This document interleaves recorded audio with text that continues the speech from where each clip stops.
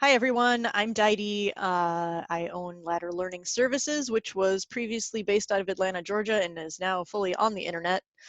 um, and I live in Minnesota near the Twin Cities right now. We have several tutors that work for us in various parts of the US and have been doing online tutoring since 2013. I also, in my previous life, was a technical support person for different internet service providers and Dell computers. So I have some techie knowledge that I can bring to things. But hopefully I can help you guys get started with how to do some of these different programs online that you're probably thinking, oh my gosh, how does this even work?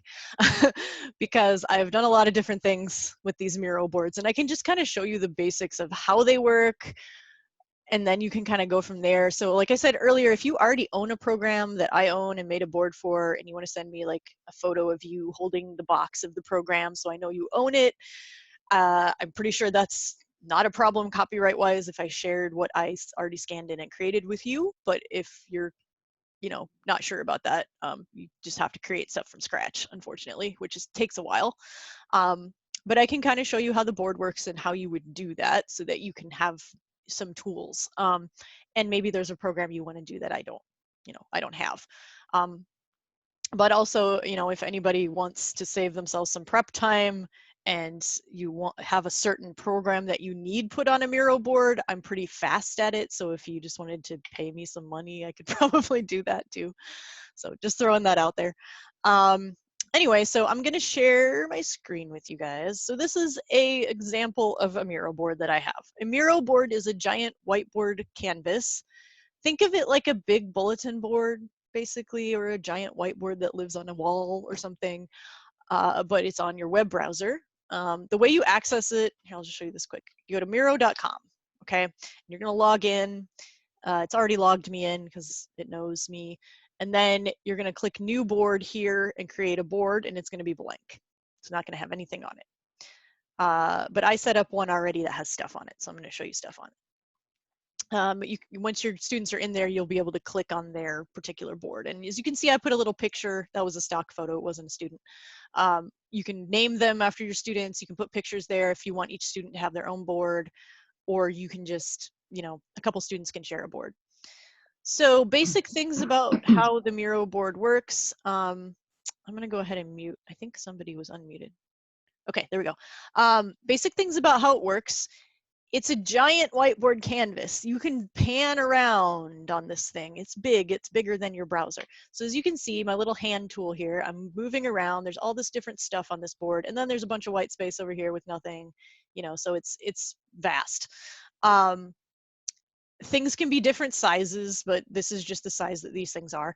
And if you see in the bottom right corner, this is zoomed to 12% right now. So it's zoomed way out, but you can still see that there's more and more and more. So they're huge. In general, if you do not have the fastest connection ever or the fastest computer processor ever, you want to keep it to a minimum, what you've put on each board, because the more stuff that's on the board, the slower it will load when you open it. So that's a thing. At some point you get to the point where it's like you're waiting and waiting for it to load, and you need to delete. Okay, so that's how that works. But you can zoom in and out. So I'm going to zoom in on this area right here. Okay, this is my star words. So the way that you zoom is either in the bottom corner, there's a plus and a minus. You can click on those. Or if your mouse has a wheel, which mine does, you just wheel back and forth and it zooms. That's the easy way. So I'm zooming in. Okay, this is a thing that I do with my students called Star Words, which I borrowed that term from Linda Mood Bell. I'm not exactly doing Star Words by Linda Mood Bell, though. I just give them flashcards to read. At the beginning of every lesson, these are some tricky words. We go through them, right? And in the Star Words program, you have an index card box with slow, medium, fast, and new, and graduated, right? If you're familiar with that. So I just set up a field here for slow, medium, fast, and then over here, graduated. And these are new over here. So I have all the fields in here. It kind of works like a word sort. So you take the words, they read them when they're new, we practice them, basically. I read them and they find them and stuff like that. And then I move them over to slow for the next time we meet. And then they move to medium if they read them correctly. And then they move to fast, right? So I'll show you how I created this. Not that you necessarily are going to do this particular thing, but you'll see sort of how some of these things are created and then can be used in other applications. So all of these word cards are just a text field, right? So you'll see your toolbar over here. Your toolbar has a select, upload, and then the third one down is text. So if you want to type something, you will click on this text. You will click somewhere on the board, anywhere is fine, and it will give you a thing to type in. I'm going to zoom in because you can't see that very well. Boom, there we go. Okay, so I just zoomed in on the board. In this little typing field where you can type something, let's say my student had the word because as a sight word, for example, that they need to learn how to read. I might put it on a card like this. So I typed because. What I'm going to do to make it look like a card is change the background color of this text field. As you can see, there's this big menu that pops up. There's a bunch of different things you can do. The way to change the background color is this circle right here. It's called fill and opacity color when you mouse over it, and it's just like a checkerboard circle. So if you click on that checkerboard circle, you can change the background color. I like to make them this blue that the Barton sheets are. It's a nice calming color. So we put the text on that field. Now it's an object that I can move around. See, I can click and drag it, and it's just a card, an index card with a word on it. So you can see probably lots of applications for that. If you click on this and double click and select the text, you can change some things about the text. So you can change the font if you like Arial, or I like this one. It's got the A's that people like and it's really bold, right? So they can have it in that. You can change the size of the font if you want the font to be bigger. You know, you can also just click in the corner of any object on the board. There are these white circles, and when you mouse over it, you see those two arrows kind of appear. If you do that and you click and drag, you can resize things. So that works with anything. So let's say I wanted to add the word because to my word box. I just scooch it up there with the other words. Now, how did I get this cool picture with this iceberg? I'm going to show you that. So if my student has a vocabulary type of word, and they maybe don't know what it means, or one of my students, she just has a really hard time with some words, just remembering what they are. She's mispronouncing them every single time. So we give her a clue. we find a picture to go with that word, and that just helps ease the process along a bit, right? Whatever application you want to do this for. But if you want a picture to go with it, there's a really cool feature that I really like called the icon finder. It's not on the main toolbar, but there's these 3 dots which open up more things, and it's in there. So if you click this weird eyeball with a triangle, it's called icon finder. You can search for things in here. So if I search for iceberg, it'll find a lot of cool pictures. I could pick one of those and use it. So maybe this is my iceberg picture. If you click and drag, it'll pop it onto the board, and it'll be maybe the wrong size. I don't like that size, it's too big. So, like I said, you click on it, little circles in the corners, drag, make it the right size, put it where you want it next to this. Now you'll see these are 2 separate objects right now, right? The board doesn't know that I want to link this thing to this and have them move as one thing. So one thing you're going to want to do is group them together, right? So there's a group function. This actually works a lot like PowerPoint. I think I was playing around in PowerPoint the other day, which I'm not super familiar with, but a lot of the controls are the same. Or Adobe, I think, if you're familiar with Adobe. But if you hold the shift key down, click and drag around the 2 things and let go, they're both selected right now, but they're not grouped yet. You have to select them first though. So I can tell that both of these things are selected because of where the blue outline and the little white circles appear. Once that happens, Oh, one more thing, I want to go back. I want to make sure I did this. When you want to select multiple objects, it's really important to hold the Shift key down when you're clicking and dragging. Shift, click, drag. Okay, so those are both together. And then you're going to click this thing, Group Objects. It's like a square around some other squares. Boom. So once I've done that, those two objects are linked together forever until I ungroup them. And they move together like one thing. So I can put that up there. Now my iceberg has a nice picture next to it. Sketch had a picture, etc. So that's kind of just some basic stuff that you can do with the board. This is very useful if you're making games too, right? Does anybody have any questions about those things so far? I will say this works a lot better if you have an external mouse. You can't really do much with the Miro board if you're trying to use a trackpad. It's just going to be really hard. Some people can do it. I shouldn't say that. I know there's people that are whizzes with their little touchpad on their laptop, but I am not one of those people. So I think it helps if you have a mouse.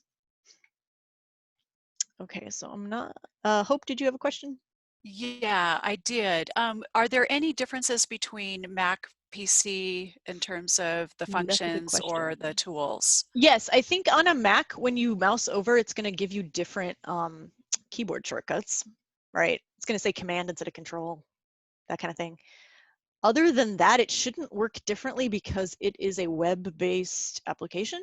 So it's really running in Google Chrome versus Mac or PC. As far as I know, I don't use a Mac.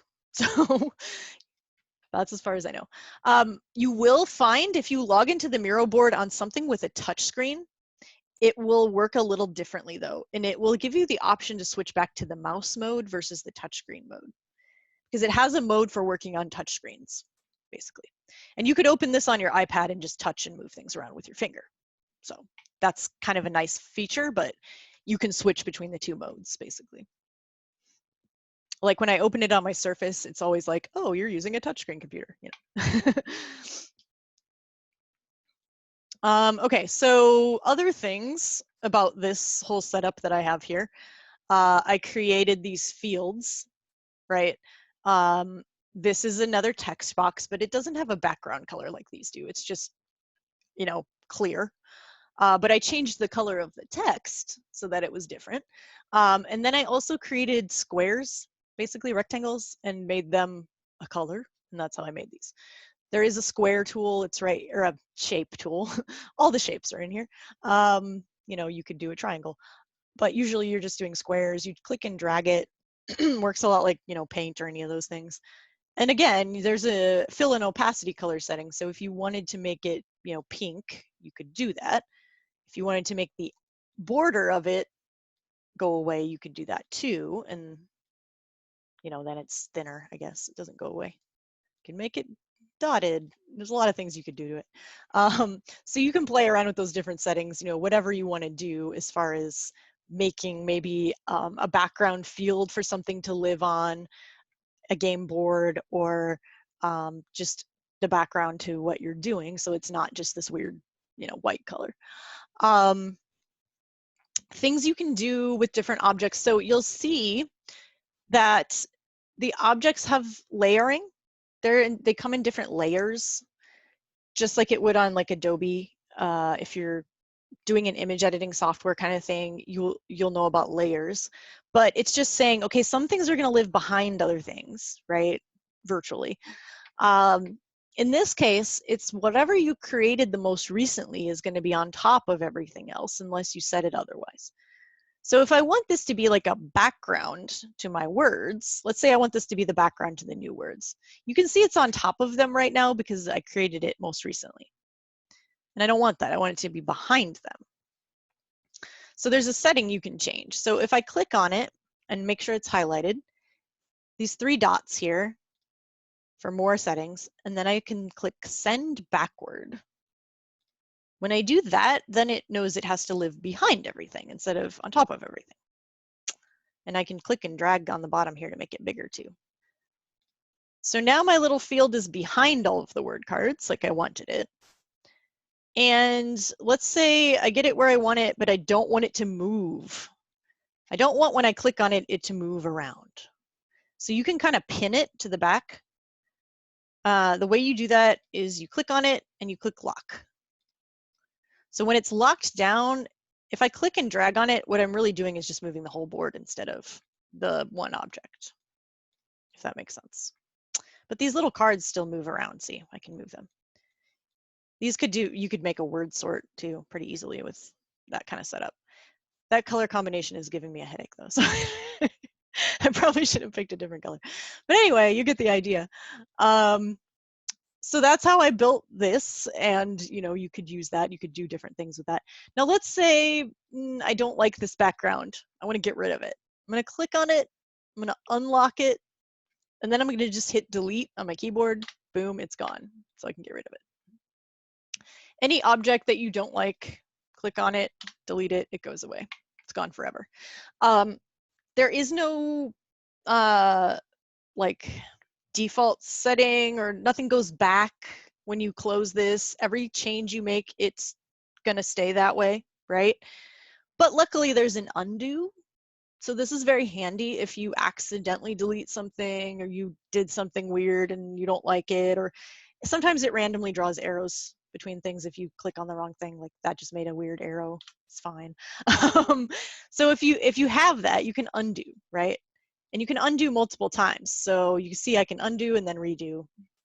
So these two arrows at the top are very handy. There's also a keyboard shortcut that works in most programs, Control-Z or Command-Z on a Mac. That works too. So Control-Z, undo. If I want to rename my board, I click here. I can rename it,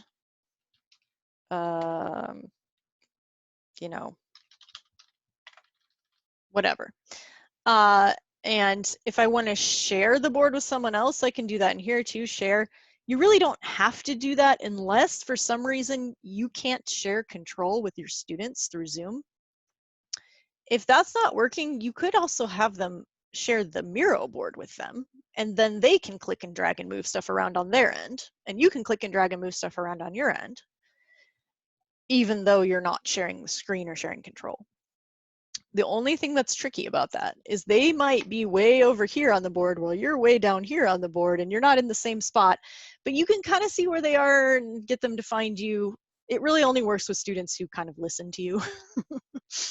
But this is what I used to do for online tutoring before Wizimo and Zoom and all of that stuff existed. We just both logged in, and I had said, come here to where the star words are, so it's a good kind of backup thing for some things. Here's a tic-tac-toe game I made. So I'll show you how that works. This is Vowel Teams, obviously, from Barton. So I made them yellow like Barton is.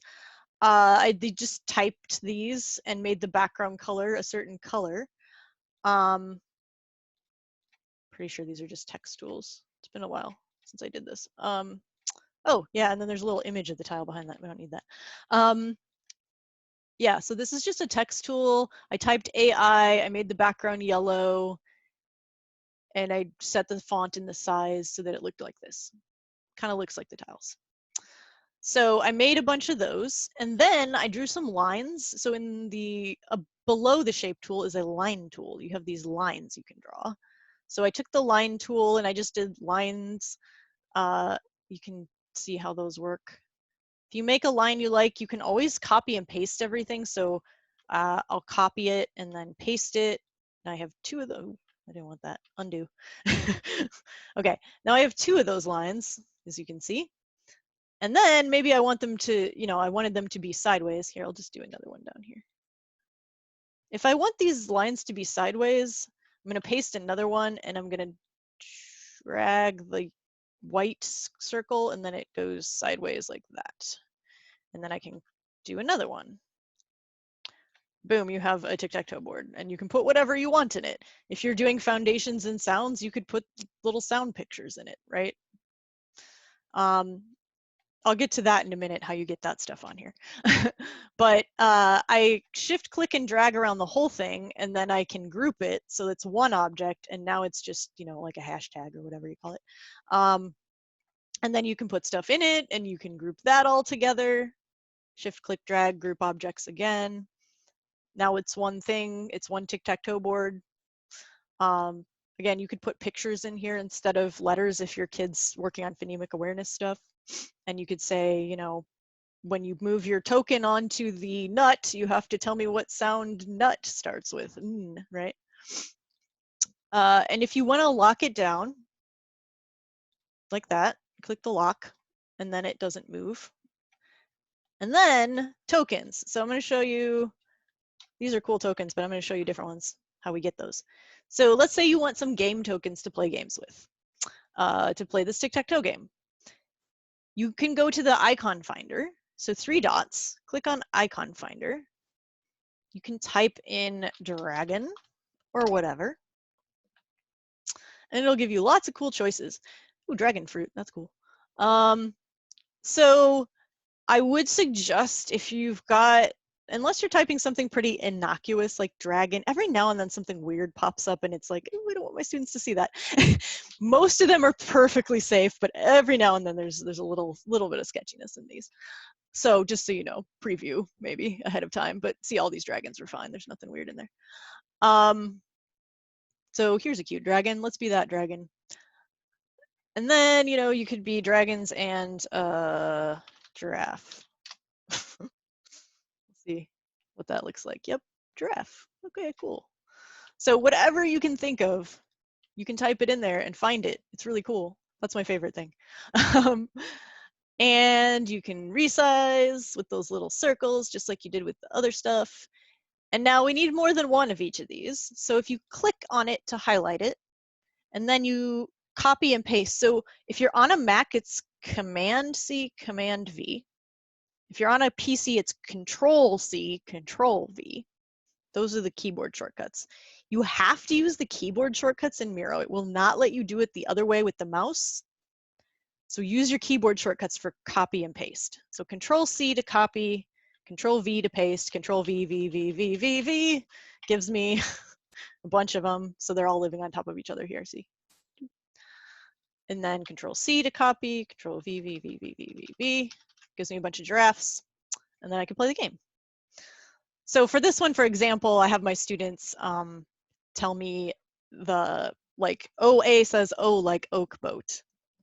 You know, if they want that square, they have to tell me that.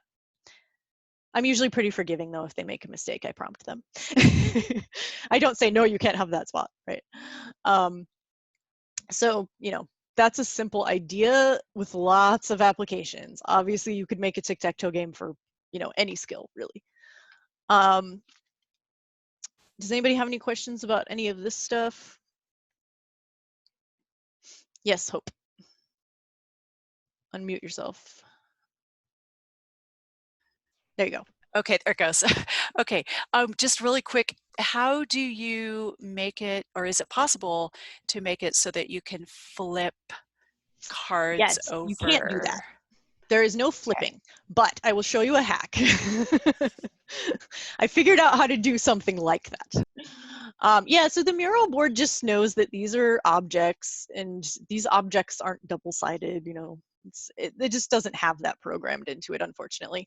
I have asked for that many times, so if you all start using this, feel free to request features, because this program is mostly used by, I think mostly used by people who are designing things and doing like weird businessy stuff, like, you know, I'm going to sort these brainstorming ideas into different, you know, it's not as much used by tutors as it is by other things. So when I request tutory functions, they maybe don't listen to me. I'm like, it needs a way to roll a dice. It needs a way to flip things over, you know, make things double-sided. Anyway, yeah, let's show you that thing that you're talking about. So I got to find a, where are you? There we go. Okay, contraction memory. Here's where that occurs. Okay, so this is a game I made that is a memory game. And in memory, usually you flip cards over, right? the back of the card is just a solid color and the front of the card has a word on it or whatever. Instead of flipping, I'm covering with rectangles. So there's a cover on top of the word. See? You're using the fact that you can layer things. So what I did was I took and I typed up a bunch of words, as you can see, and I put them all in there. And then I created rectangles and I made them a solid color and I popped them on top of the words. This is a situation where the undo won't keep up with you if you play this whole game. You won't be able to undo it all back. So you're going to want to have a master copy of a game like this on a different board, and then you can copy and paste from one board to another. So if you have the master clean copy that looks beautiful like this on one board and you never touch it except to copy it, and then you have the game that's going to get messy and you're going to play with on the student's board, then all you have to do is delete it when you're done and then get a fresh copy. Now, it's probably unlikely they're going to memorize where everything is, but you can always rearrange things if you want to too, right? There's no randomizing, there's no shuffling, right? There's no cards on here that are like cards, but there's ways you can kind of get around that. You can just kind of move them around a different way when you reset the board if you want to do it by hand instead of the copying thing. That's kind of what I do if I know I'm going to play the game over and over again, just because then it makes it different. But I don't memorize where anything is. So the way to play this game, I set it up so that it's a little easier than just everything's the same on the back. It's got two sections, right? You would match a purple one with a blue one and try to find the contraction in the two words that go with the contraction. So if I give control to my student, they would be able to click and drag and move, and they'll say he'll goes with he will, and they'll try to find he will over here. Oh, that should not, it doesn't work. So what I would do then is have them undo to put it back. That kind of keeps it a little clean. But if they found a match, let's pretend that's a match. Would not and have not. So we say would not there. You could just pull them over to the side, say this is their side, their matches, and then keep the covers like in a spot down there, right? And then I would go, I always play the games with my students. We'll pretend that's a match for me, and I'll pull it over there, see? And then, like I said, when you're done, you're gonna have to either reset it by hand or just copy it back over. Does that make sense to everyone? Obviously, I mean, I can share this as a template and you can type different words in it. Exciting. Can you show us how to take that whole game and put it on another board? Yep, I will do that. So let's say, well, I do have a master game board with games. So I'm going to delete that and I'm going to pop another one on there. Let's see, games levels 1 through 3.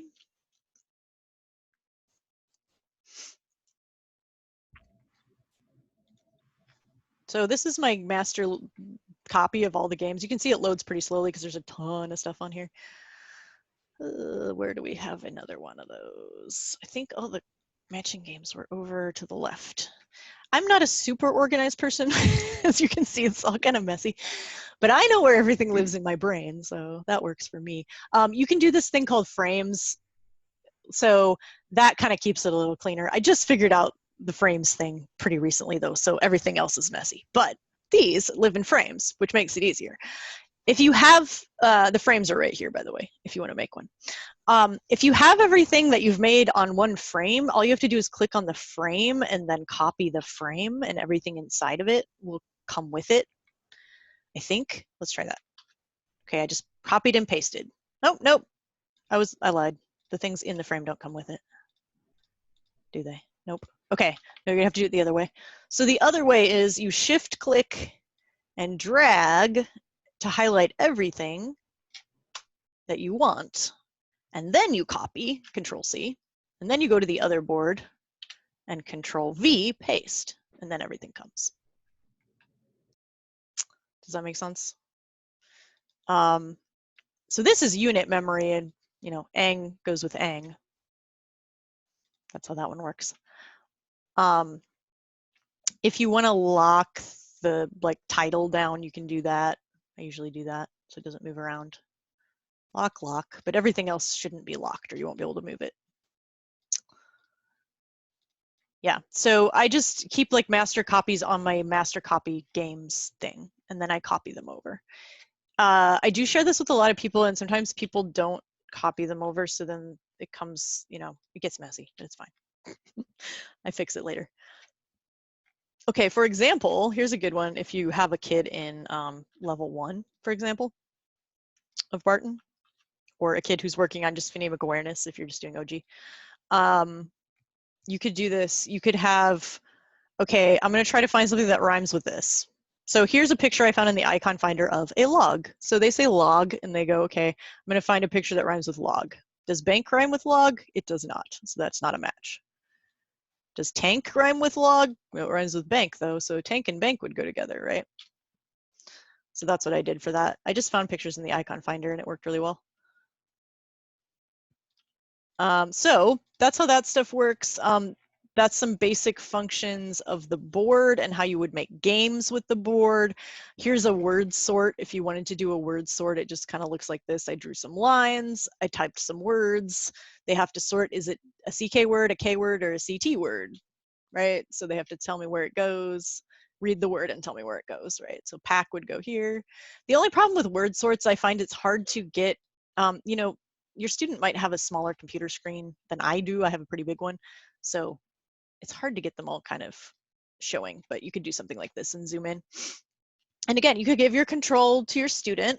They click and drag things, and they move them where they want to go. It's multi-sensory, right? So because they're moving stuff around. So I think that's a good way to kind of incorporate some extra practice. Let's talk about sight words. So here's a sight word card that I made. We're going to recreate that. I do this for the Barton way of doing sight words. If you're OG, you might do it a slightly different way, but you can kind of adapt and apply it. Let's say my student's sight word was because, and they spelled it, you know, that way, right?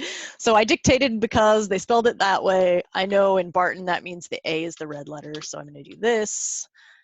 And I just did a space, an underscore, and a space so that there's room to write. I make it nice and big, or I zoom in so they can see it. And then I have my student take the pen tool, here's the pen tool, make it a red color and write their red letter on the card so that they have a red word card. If they can draw the letter A, sometimes it takes them a few tries and they undo it and they try it again. Not a bad thing because they're practicing the letter over and over again. Secretly, all these things are helpful.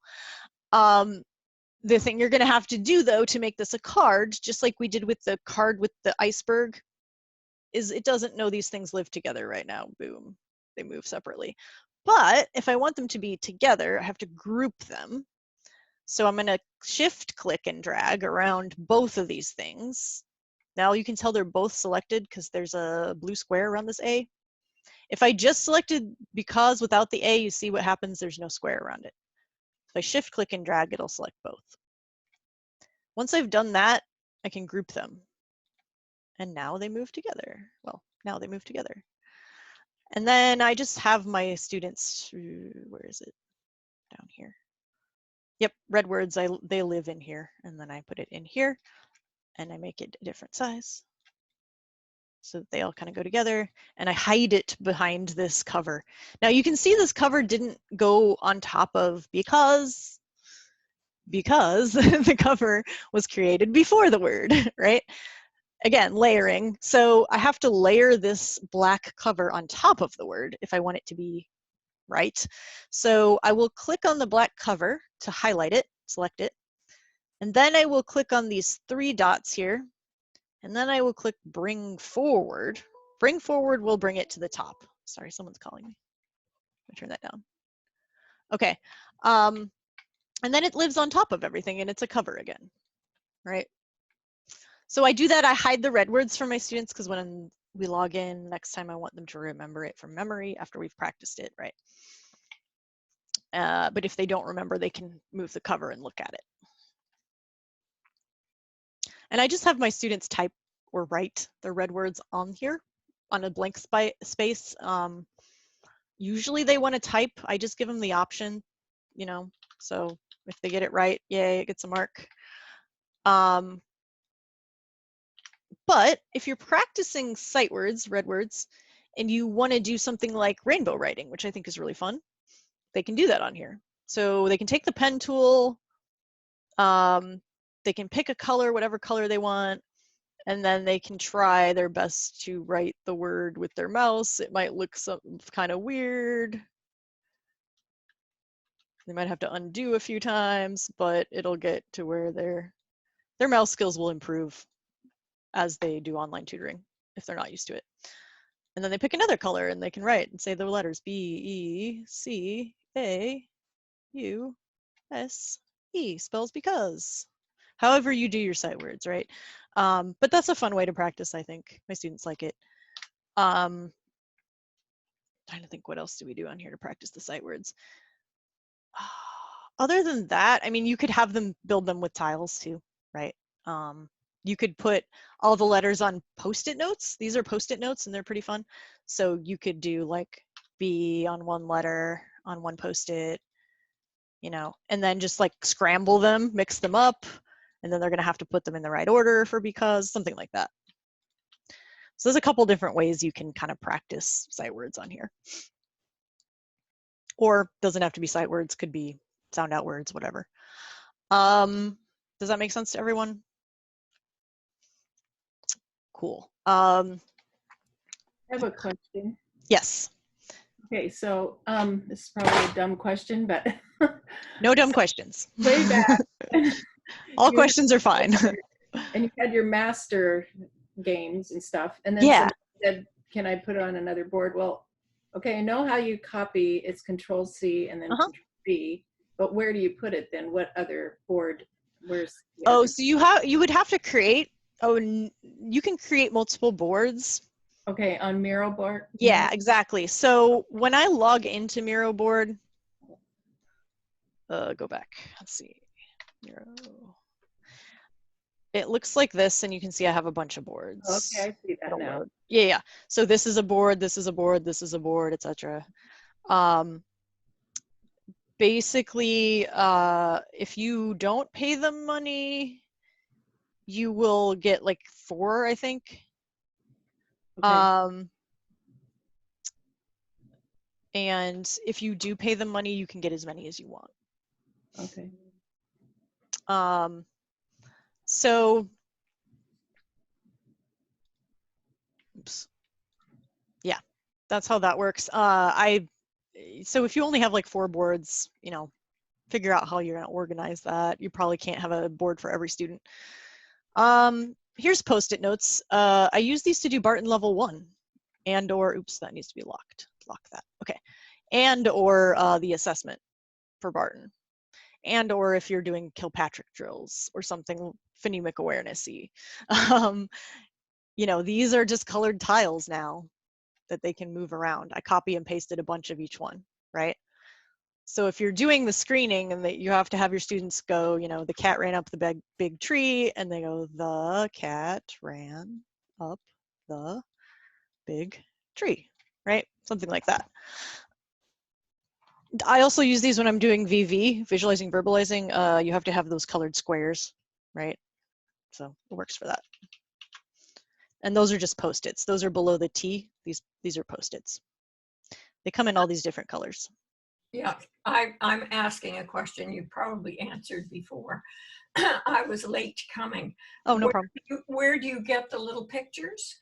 Which of these little things is going to take you to the place where you can choose the picture? The icons, yeah, they're down here, the 3 dots. Ah, okay. And then icon finder.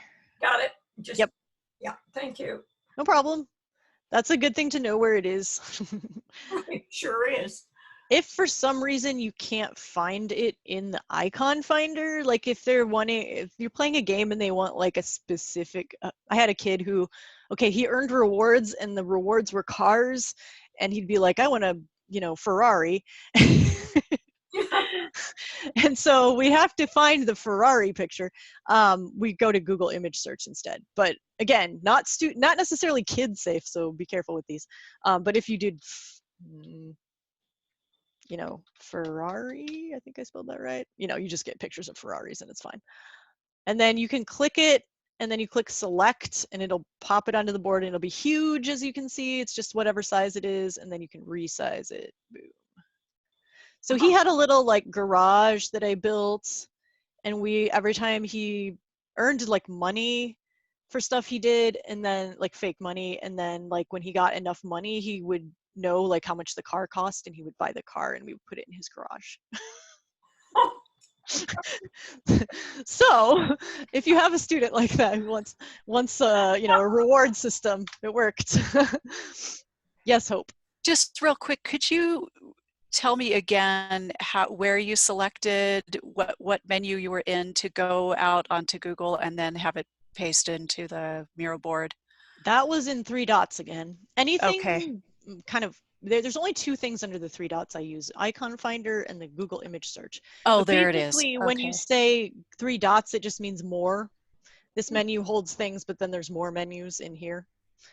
It does that too when you click on some objects in the board. It'll just say 3 dots, and that means there's more. See? Okay. So you go to the more, and then another thing you might play around, and I haven't done this much, mind map. If you're teaching writing, this is really cool, or comprehension, you can do mind maps. They're really cool. I haven't really played with it much because it's kind of a newer feature they added. Or if you're doing math, I guess you can do tables and charts. I don't know, but the other stuff I don't use.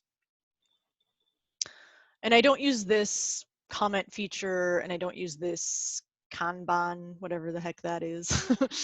But all the other things on here I use. Let's talk about how you get stuff onto the board that maybe you have living on your hard drive. Like you have a PDF file and you want to, you know, mark it up and do stuff with it. That is this second toolbar feature called Upload. So I'm going to click on this Upload. You can pull things from various places, but usually I just do the top one, My Device, because it lives on my hard drive. I like downloaded it from somewhere or scanned it in using my scanner. So it's in my device somewhere. This I found, someone posted this somewhere the other day, so I was going to use this. So somebody made this worksheet. They posted it on a Facebook group. I downloaded it. It was in my docs because I downloaded it. And I'm going to put it on here. I used that key and I put it on here. I am going to lock it down so it doesn't move. And then we're just going to divide and read like it says. So if you're in Barton, you divide things by dotting and dividing. So we'll do that. The pen tool has a thickness, so you might need to make it a little thicker to show up. Ooh, that's too thick. We're going to do that. I think that'll work. So I'm going to find my vowels by dotting, and then I'm going to divide like that, and then I'm going to read it. So it's an easy way to kind of do a worksheet if you have one. And you know, if you're doing like C's and B's, you could do that too. It's a little harder to write letters on here though, so I like the dotting and dividing for this. Your students are going to have varying levels of mouse control and ability to do this. So zoom in as much as you need to, so they have it big enough. And they might have to try a few times to get the line in the right spot. But I find my students are usually pretty patient with stuff like that. They get frustrated when things are laggy and slow. They don't like that. But if it's just like, oh, I drew that line in the wrong place, I've never had a student really get frustrated by that, so that's good. Because they just know it's just, you know, I'm learning, I'm getting better at it. Yeah, does that make sense to everyone? So you can pop any PDF onto the board and then draw on it. Darla raised her hand. Could you use the line feature and make a line that was a standard size so they could just move it around and copy it? Would that work? Yeah, you could do that too. That's weird. Why is it? How would you erase a line afterwards? Would you have to use undo? That's a good question too. So yeah, here's the line. Yeah, you could totally just make a line and they could move it around, I think. Hold on, it's being kind of funky though. It's not really letting me click and drag this line. It's kind of hard to do that. I think Okay. that might not be the best way to do that. But if they wanted to use the line tool, I've just always had better luck with the pen, even if they have to draw it a few times. So I have a question. Yes. I'm trying to, so are we in Zoom? We've shared screen. Yep. And we've launched Miro.com. Yep. And we're sharing remote control with our student? Yep. Okay. Exactly. And when you share remote control, can it go back and forth, or is it something you have to turn on and off? So you can go back and forth, and the way you do that is, so if I gave you control right now, you could move my mouse around. You could click if you clicked. So you click first, and then you move the mouse around, and you can type with the keyboard. As soon as I want control back, I need to click, but it's kind of like a tug of war sometimes with your students. So you can teach them, like, hands up means I have to stop touching the mouse and my tutor gets the mouse.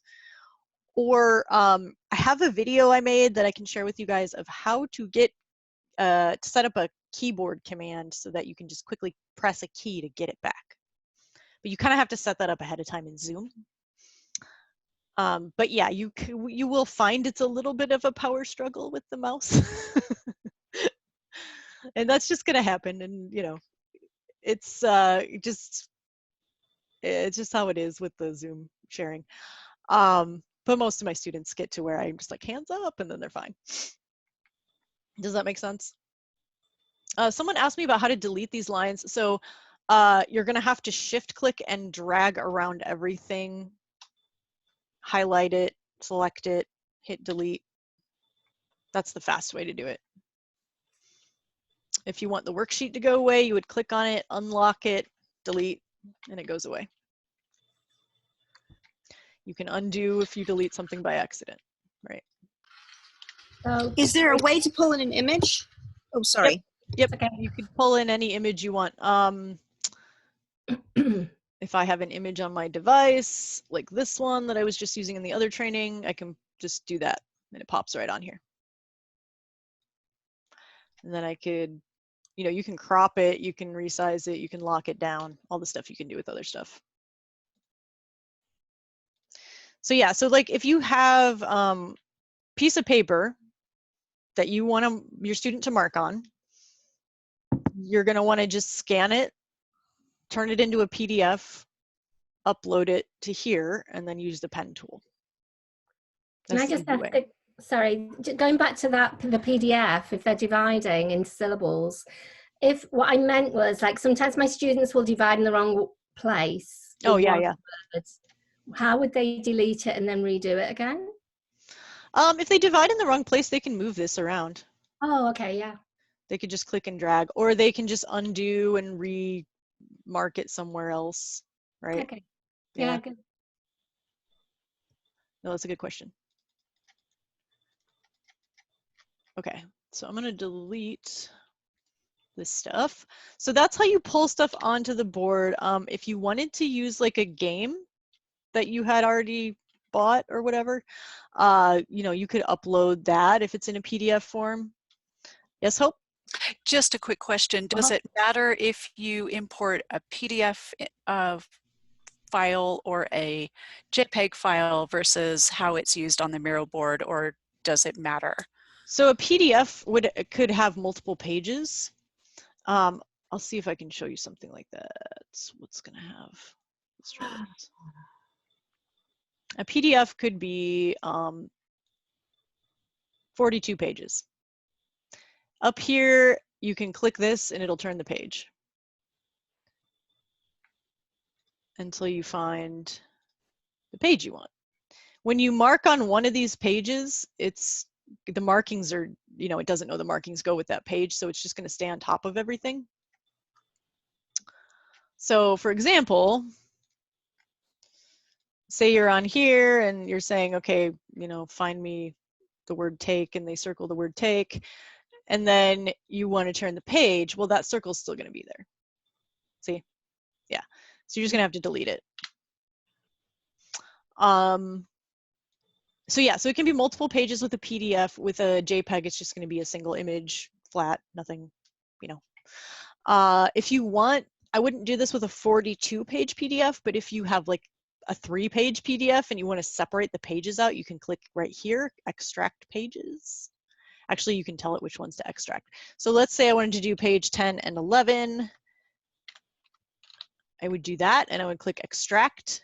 So if you don't own Adobe to like do that on your own, you could do that on here. So now I have page 10 and page 11 separated out, which is nice. Yes, Carol. Why not in a larger PDF? So this is just like pulling some pages out of this big packet right here. Right. But you said you shouldn't try to do that with anything larger than. Oh, because then you'll end up with 42 of these. And it'll be a lot, and it'll kind of bog the board down, like memory-wise. Yeah, so when you try to load it, it'll be really difficult. Okay. I hear Nessie breathing in the background. Yeah, I think that's, I muted that. It's fine. Sorry. Okay, so you can't choose them and pull them out. Like a lot of Emily Gibbons stuff. Yeah. So if you do this, if you click here on extract pages, and then you type the pages that you want. So like I want page 20. Yeah. I click extract, and it gives me page 20 down here. But you can't do that. Let's say it's like one of Emily's things that I've purchased, and it has 70 pages. Yeah. Okay, so can I pick out one page? Yep. That's what I just did. See, I clicked here, and then I typed the page number. Yeah. Awesome. Right. Exactly. Yeah, I know. So you can pull exactly which page you need.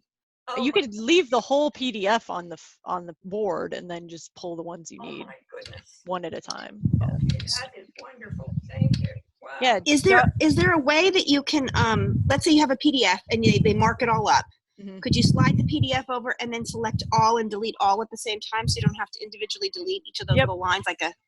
Yeah, and you can do that when it's on top of the PDF too. Okay.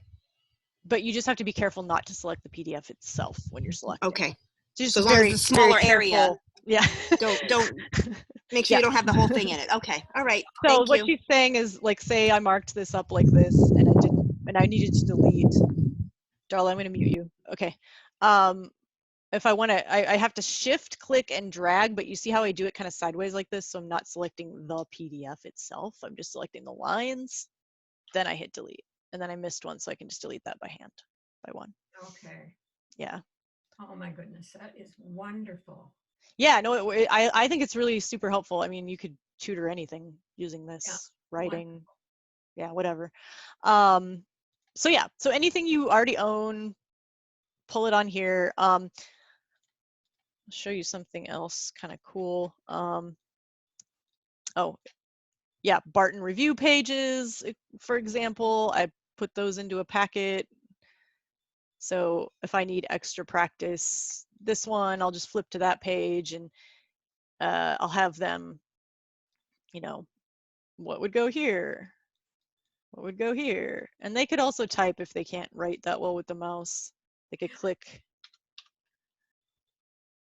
You know, it doesn't always end up in exactly the right spot. You can move it though. Yeah, right. Yeah. And then you just delete it. Oh, if you want to save a picture of what they did for your records, you can take a screenshot. So don't forget you can screenshot things, and then make sure you paste it into something before you take another screenshot. Yeah. Yeah. You can also just leave it on the board. I mean, then take a screenshot of it later too. I made these spelling rules cheat sheets that are not official,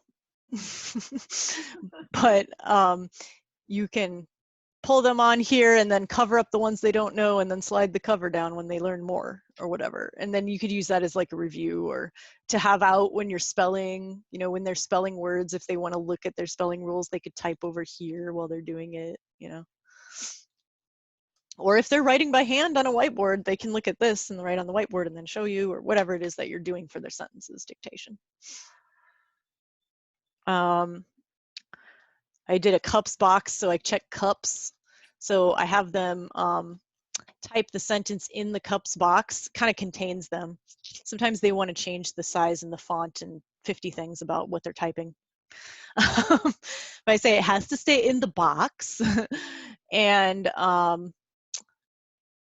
Yeah, so you're gonna have them type on here, and then you can check cups, capitalization, understanding, punctuation, spelling.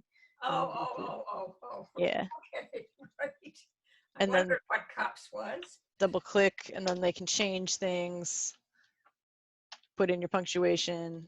Yeah. And I give them little check marks when they get it right.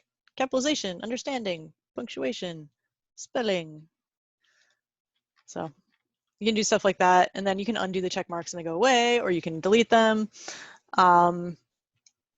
You know, so you can even put phrases on cards, you know, mix them up, have different phrases, sentences, whatever, have them read them, you know, for fluency practice. You could do that.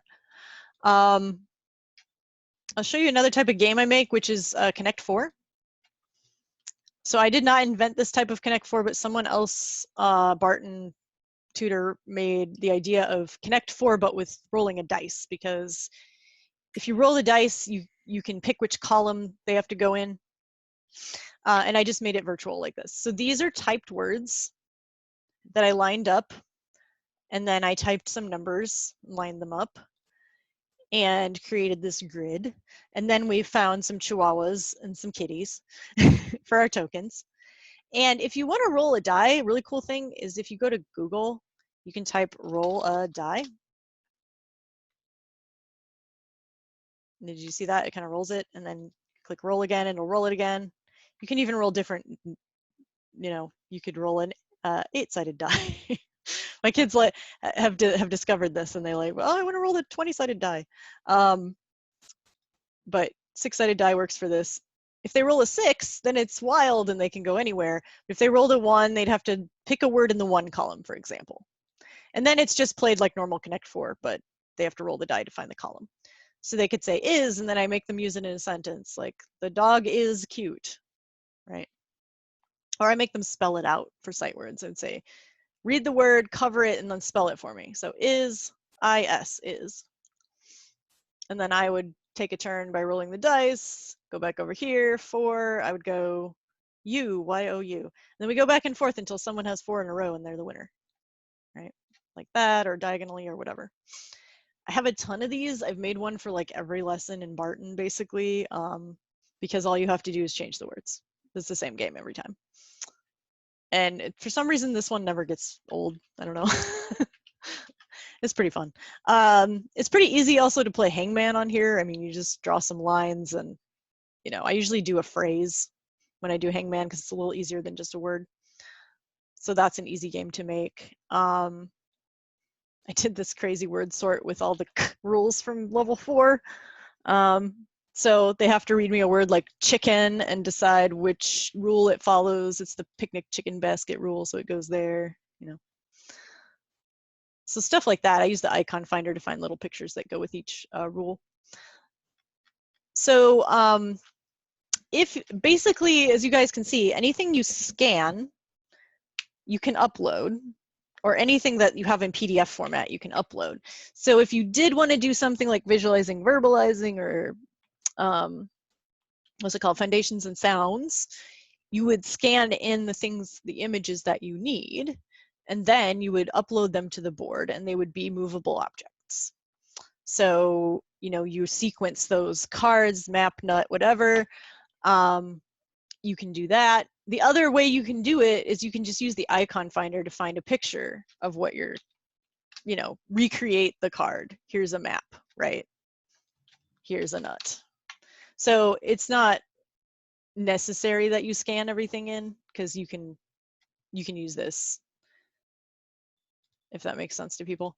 Like with visualizing and verbalizing, you can find different pictures to use on Google image search or PDFs. There's a lot of PDFs that people have created on Teachers Pay Teachers that go with visualizing, verbalizing. And then, you know, if you want to cover parts of them up, you can create covers with the square tool, that kind of thing. Does anybody have any other questions? I think I've covered pretty much all the features I use and sort of the different games I make and that kind of thing. Could you show us some of your foundations of sound? Like, what does that look like? I've never seen it. Oh yeah, so foundations and sounds, I think that's this one. This isn't the prettiest thing because someone just like threw this together pretty quickly, but kind of looks like this. There's the sound stoplight, there's quiet sounds, vibrating sounds with tongues and lips. Excuse me. And these are the cards that go with it that we scanned in, or actually someone just took a screenshot, a picture with their phone and then screenshotted and cropped them, but it worked. I mean, they look fine, right? So yeah, so that's what that stuff looks like. And then you can sequence, this is with colored tiles. You could use Post-its, or they just made circles. So when you're sequencing, you can do that at or whatever. I don't do foundations and sounds, so I sort of know how it works, but it's not a program I do personally. Some of the tutors that work for me do it though. Does that make sense how that works? If we can prove that we have foundations and sound, can we get a copy of that? Yeah, I can share it with you. Just send me a picture of like your face with holding the thing, so I know you own it. Thank you. Did you say you had the same thing for lips? What do I have for lips? I have something for lips. Yes. Lips board. Ooh, we used a Linwood Bell logo on there. Yeah, so we have this and this. A lot of this we obviously is just Post-its that we typed on, so it's not super exciting, but we did find these pictures, so if that makes sense. You've got the lips pictures on there. This was somebody's board that they were using as a student, I think, was moving stuff around. But I mean, you could easily do that as long as you have these pictures.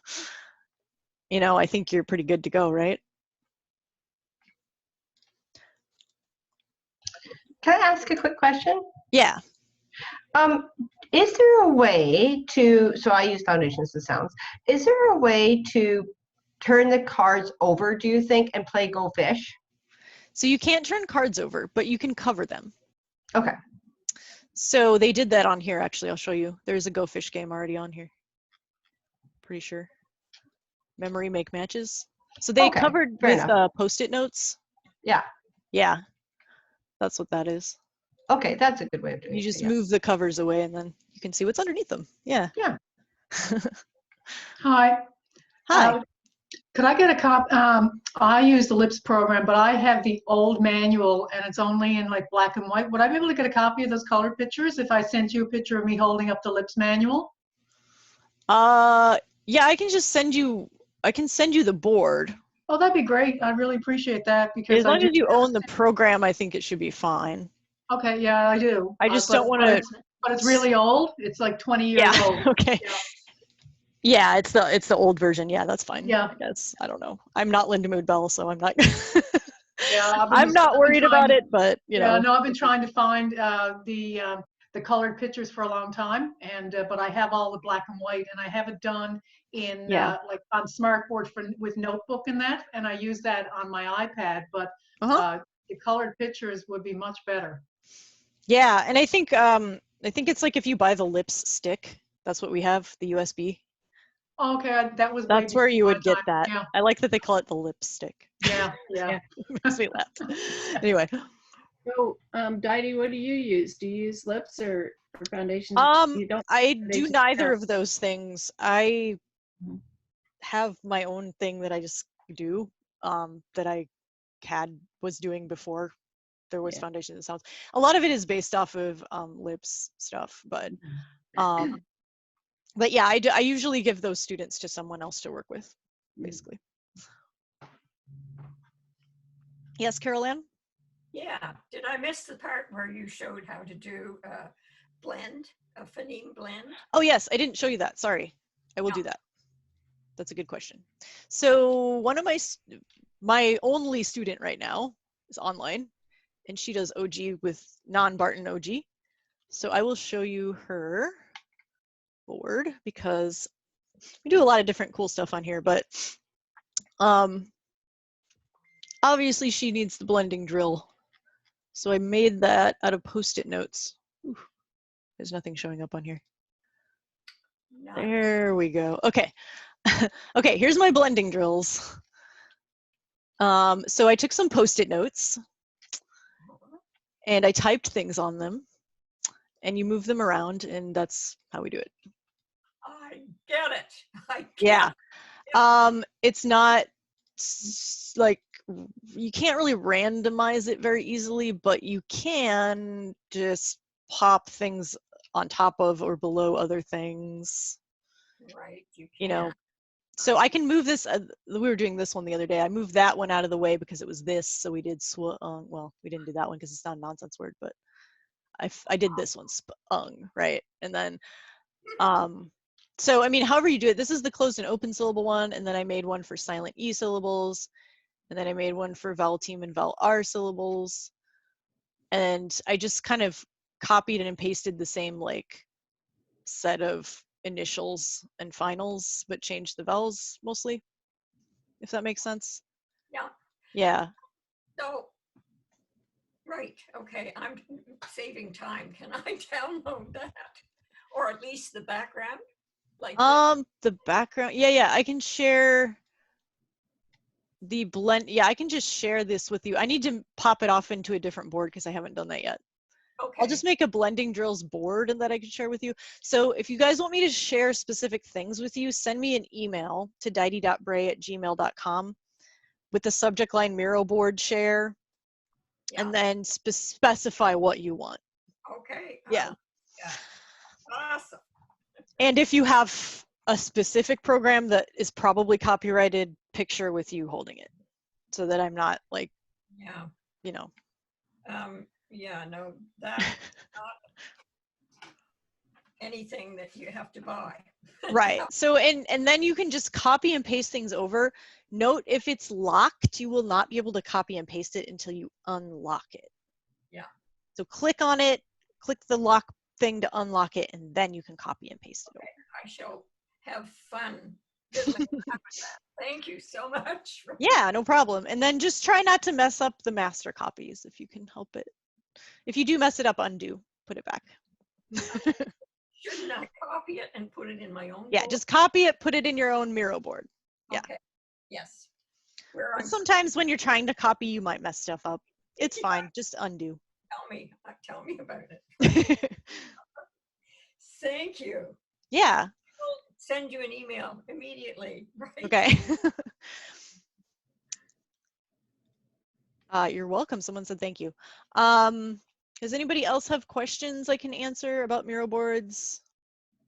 I'm just concerned about how would you do the Go Fish when, if they take the tiles off, you can both see each other's cards?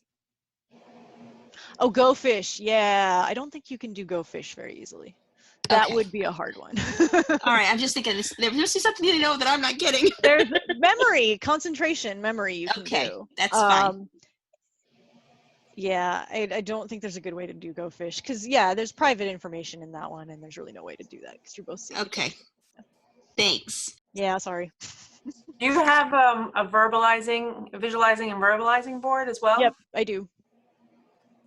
I have that one. I have lips. I have foundations and sounds. Barton games, if you have different levels of Barton. And then OG games if you just want the OG stuff that's not Barton. And then when you're the Nessie stuff, are you going to do that with the kids while you're doing this with the or they're going to do that on their own?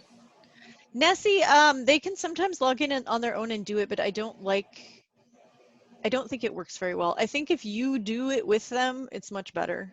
Okay, is there a way to do that on the computer with them? Yeah, if you go to nessie.com and you log in, as you just have your own login.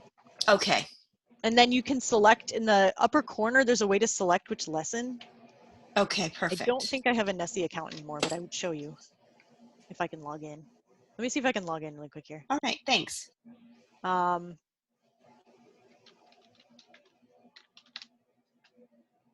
Nope, it doesn't. It's not active anymore. Sorry. But if you're confused, it's confusing to try to find like individual lessons in Nessie. I can probably show you sometime if you need me to. Thank you. quick question about, you said with Miro, you get 4 boards. So if we had foundation and sounds, that's 1 board, or is everything in its own board? Yeah, I think you only get 3 boards with the free account. If I share a board with you, that doesn't count. Oh, okay. But if you create your own boards, you're only going to be able to do like 3 or 4. I think that's how it still works. It worked that way before. I think that's still how it works. Okay, thank you. Mm-hmm. Any other questions? Okay, well, I will go ahead and wrap this up. Like I said, email me what you want me to share with you. Oh yeah, Lulu? Sorry, could you say is it the email that you and I already share? It's okay. dite.bray, DITE.BRAY. You all should have gotten an email from me from that address. It's the same one. Good, thank you.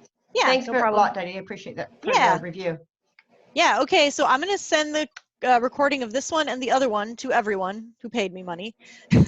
Thank you, everyone. And then, yeah, if you have other questions, if you ever want to practice, or if you, like I said, if you want me to create something for you, I'm happy to do that. Because since I've played with the Miro board for years, I'm pretty fast at that stuff, and it probably will take you guys a while to get to that point. And yeah, anything that I've created and can share, as long as it's not violating any copyright issues, I'm happy to do that. So, all right, well, everybody take care, stay healthy. Thank you, Dottie. Thank you. Okay, bye.